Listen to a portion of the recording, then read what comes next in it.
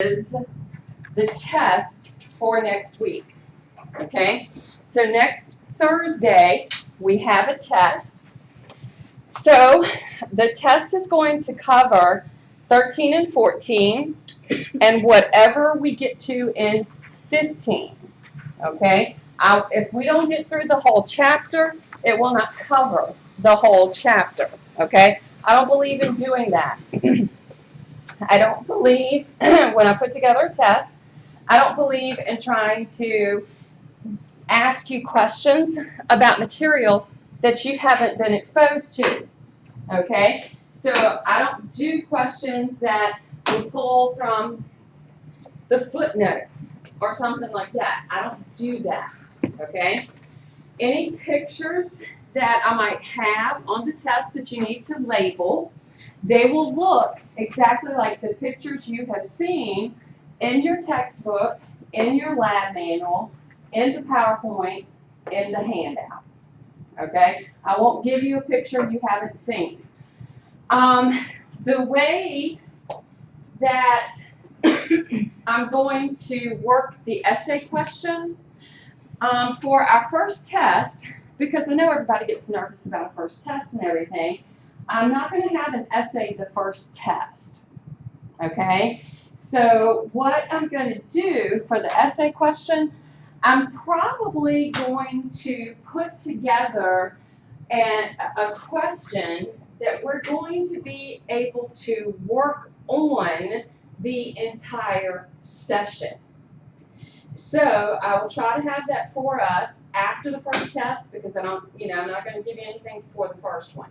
And that way, what we'll do is we'll take that essay question, and as we cover material, you all can be working on answering it with the material we're learning.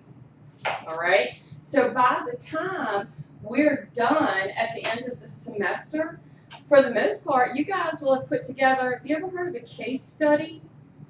Okay? You guys will have done a case study. Okay? We're just going to do it in pieces.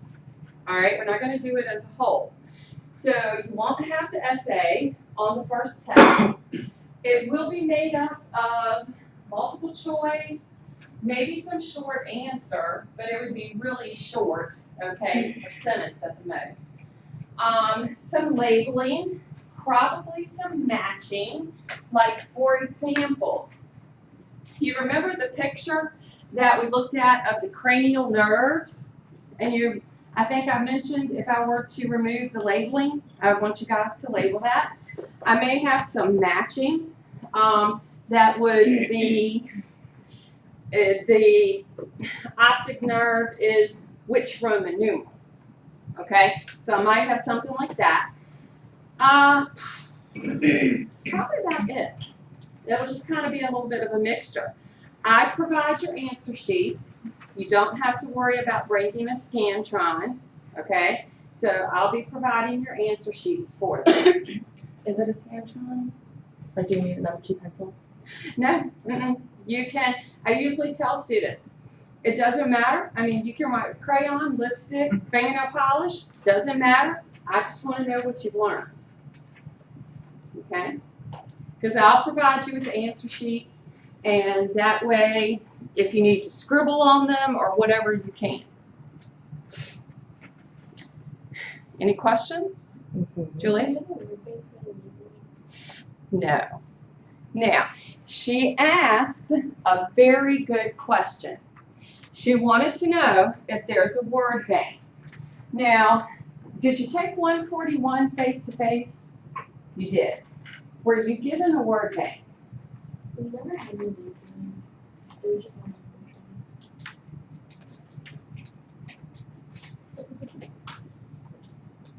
Oh. Okay. Let me explain why we don't do a word bank. When you are, my goal, prepare you for your program. Okay? Your chosen program, they are not going to, If they give you a word bank, somebody come back and tell me, okay? My goal is preparing you for the field, okay? And I know you're thinking, well, Dr. Burnett, you're simply my anatomy and physiology teacher. No, I am your teacher that is giving you the basic information for everything you're going to do from this point forward, okay? Everything that I'm teaching you, you're going to build on from this point forward. So my goal is getting you ready, and when you're out in the field and a patient comes in and they tell you, well, you know, I've got A, B, C, and D, you don't get to go, okay, I'll be back in just a second, and you step out and pull out a word bank. All right, that's, in my knowledge, that's not how it works. All right, so my goal is getting you ready for your fields. So the sooner you begin to learn it, the easier it'll be. And I even tell my students to begin using it in everyday language, okay? Because, like, I don't know, you could be talking to a friend and they might mention something and you get a chance to use your terminology or something that you've learned, and it's fun watching their reactions. Like, you know, if you want to tell somebody, you're on my last nerve, and you could be like, you know what, you're on my hypoglossal nerve, okay? And watch their reaction. It's so much fun. And it's so much fun to be like with my husband, you know, bless his heart, he'll be like he had hernia surgery, all right? He just returned back to work this week after hernia surgery. And, you know, I'm like, would you like for me to explain what they did? Would you like for me to explain what's happening with your body right now? He's learned to answer that question with no. Okay, he's learned to go, no, I'm good, thank you. Okay, so I say use it in everyday life. It's fun.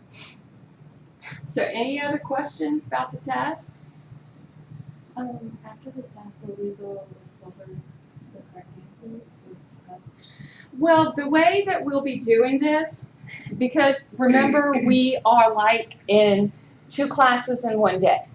So if you remember, one of the things we're doing the test during the second half, all right? And I'm doing that a couple of reasons, because you get to leave after you finish the test, okay? And that means nobody has to stay or wait or do anything like that. And if something pops up in the first half of the class that you might be thinking about for the test, you can ask me before we take the test. So probably not, but if you want to, like once you hand it in and you want me to do a quick scan, I can do that.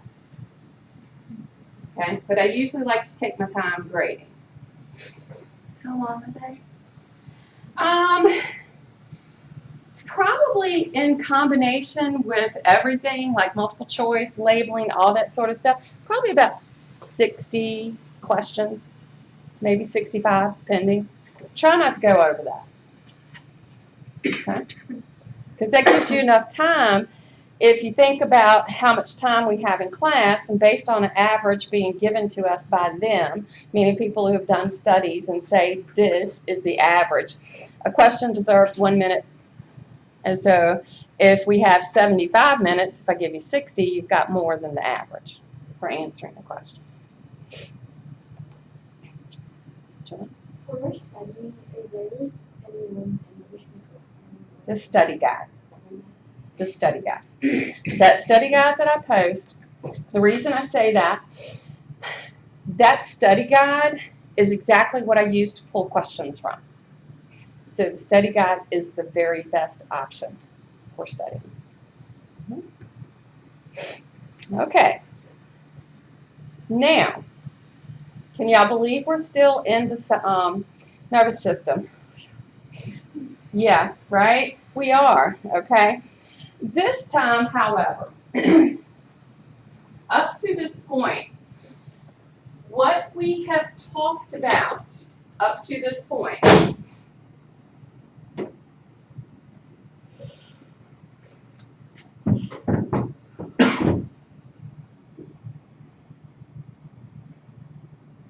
what we've talked about up to this point. We have looked, and I'm the reason the brain is missing on this, because when I set it up one time like this, it fell over and broke the brain off. So I'm the reason the brain is broken off, okay? We have talked about the brain, the spinal cord, and we have talked about our peripheral nervous system. So at this point, we have talked about our central nervous system, brain, spinal cord, and peripheral, the spinal nerves that have had to exit.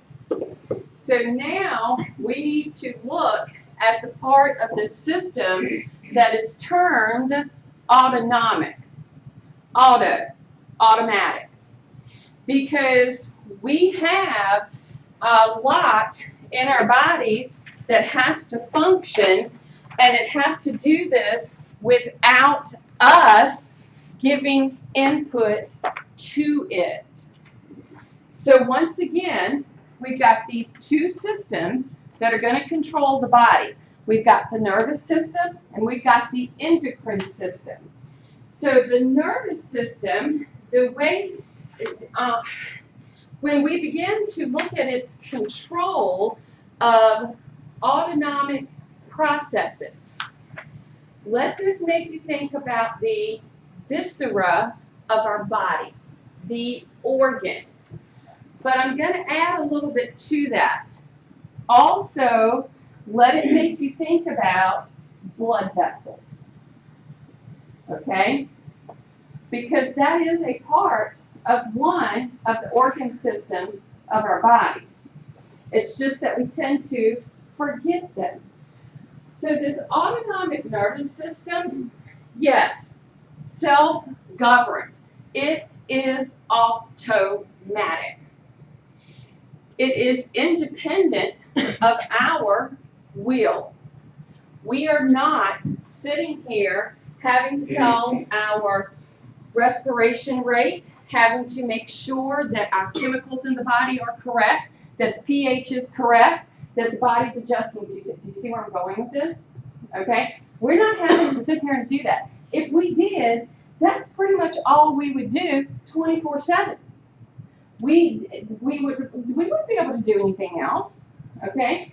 So we term this our visceral motor system.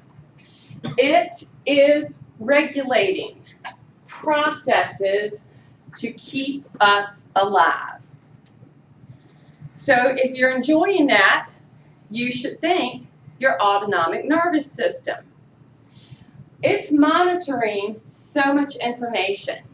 Yes, heart rate is a big one, blood pressure is a big one, body temperature is a big one, but so is pH, oxygen levels, CO2 level, oh my goodness, it is a ton of stuff that's being monitored right now. It's termed homeostasis. And what did we talk about that term? Yeah.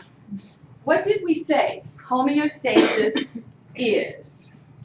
Your body's way of keeping at a constant balanced level. Maintenance of the internal environment. Good multiple choice question. What is homeostasis? It's the maintenance of the internal environment. Now I'm going to throw a little monkey wrench into this definition.